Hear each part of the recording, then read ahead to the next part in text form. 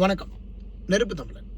எடப்பாடியினுடைய எதிர் அரசியல் உண்மையிலேயே இந்த கரூர் விடயத்தை பொறுத்த வரைக்கும் எடப்பாடி ரொம்ப அற்புதமாக காய்களை நகர்த்துறார். விஜயை எப்படி ஆதரிக்கணும், திமுகவை எப்படி எதிர்க்கணும் அப்படின்னு உண்மையிலேயே ரொம்ப சிறப்பாகவே இந்த இடத்துல கையாண்டுக்கிட்டு இருக்கிறாரு. அதுலேயும் இல்லாமல் அரசு பாதுகாப்பு கொடுக்குறது தவறு தான்.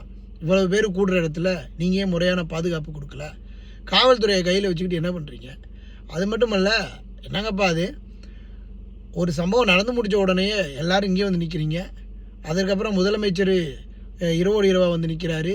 அவர் ஒருத்தர் துபாய் பயணத்தை ரத்து பண்ணிட்டு வர்றாரு. இதெல்லாம் பெரிய ஆச்சரியமாக இருக்குது.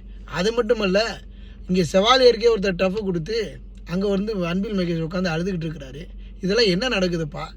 இது கரூர் சம்பவத்தை விட இதெல்லாம் பெரிய சம்பவமாக இருக்குது அப்படின்னு எதிர்க்கட்சி தலைவர் உண்மையிலேயே ஒரு சிறப்பான ஒரு எதிர்க்கட்சி அரசியலை பண்ணியிருக்கிறாரு. அப்படியே தமிழக வெற்றிக்கழகத்துக்கு ஒரு துண்டை விரித்து பார்க்குறாரு. ஏதாவது கிடைக்குமா, விஜய் கையில் துண்டை போட்டு மடக்கி ஏதாவது முடிச்சிடுவோமா அப்படிங்கிற ஒரு முயற்சியும் இருக்குது. இருந்தாலும் எதிர்க்கட்சியாக உண்மையிலேயே கரூர் விடயத்தில் சிறப்பாக கையாண்ட எடப்பாடி பழனிசாமி ஐயா அவர்களுக்கு என்னுடைய வாழ்த்துக்கள்.